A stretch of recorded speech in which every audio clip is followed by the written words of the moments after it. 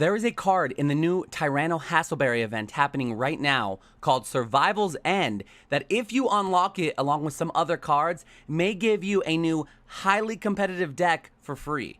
Several players have already piloted this deck to King of Games, including our very own Bonk, Vodka for Free, who was one of the first players to introduce me to this deck, and who reached King of Games within only a few days of the month starting using only dinosaur cards. So, with this information, can I help you build a strong King of Games worthy dinosaur deck on the cheap? You bet Jurassic can. I apologize for the simple pun, but out of all the dinosaurs I have access to, none of them are a Soros. Let's talk about this deck. This is the deck list I'm currently using. It's far from perfect, but with how quickly I wanted to get this video out to you guys, I haven't had the time to perfectly refine it. But let me assure you, this deck, as it stands in front of you, is at least good enough to reach Legend. So let's talk about the most important cards first. Survival's End, Evil Swarm Salamandra, Giant Rex, and Paleozoic Morella. Now, as you can see, none of the important cards in the deck are expensive cards from packs. The only card that even comes from a pack is Paleozoic Morella, a normal rarity card that comes from the most desirable box in the game, Valiant Souls. Evil Swarm Salamandra comes from an ultra rare ticket that's been dropped from a ton of different events. Giant Rex can be farmed off Hassleberry, or you can use one of your ultra rare tickets from the KC Cup. Even cards like Swamp Mirror are available at the card trader, so there's a lot of cards here that you can just acquire without spending any money. The rest of the gaps are really up to you to fill. You probably want a couple normal dinosaurs like Sabersaurus or Megalosmasher X.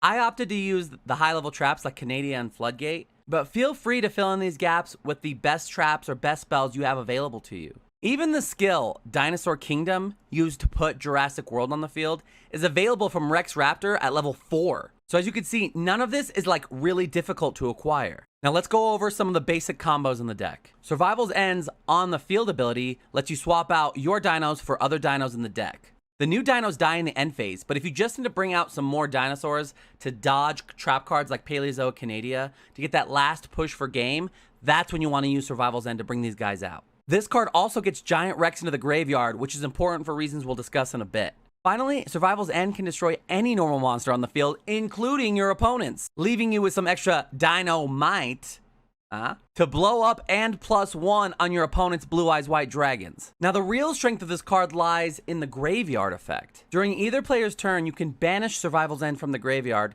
to target a dinosaur you control and a card your opponent controls and destroy them both. Spot destruction in Duel Links is really important, so this is really the effect that brought dinos back from extinction.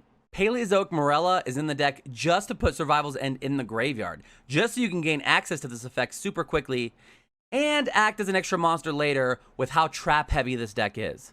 Evil Swarm Salamandra, that acts as your primary beat stick. It reaches up to 2750 attack if you're using the skill Dinosaur Kingdom. It also banishes dinosaurs from the grave, monsters like Giant Rex. Giant Rex returns to the field when banished, allowing you to have yet another beat stick to attack over your opponent's monsters. Swamp Mirror acts as another special summon to help you OTK, as well as another dinosaur to use in a pinch. Now, whatever you decide to use to fill in these extra gaps, that's 100% up to you. If you have Paleozoic Canadias, use them. If you have Sabersauruses or Megalosmasher X, they're probably worth a try. Ceratops. Now, one last card I want to discuss is Baby Saurus. Baby Saurus does have excellent synergy with the deck, but I didn't discuss it here because it's an old fossilized rare from an ancient Chaotic Compliance box. Chaotic Compliance is an otherwise pretty terrible box, so I encourage you to try the deck out before going digging for ancient rares in what is otherwise a pretty crappy set. Spending all your gems on a rare card for a deck you don't even like could leave you a Tyrannosaurus wreck. All right, that's it. I'm done with all these puns. Leave a comment if you found some powerful additions to the Dino deck, and throw me a like if you feel like this video has helped you Dino score. All right, I'm done. Thanks for watching, and as usual, Dr. Drew signing out.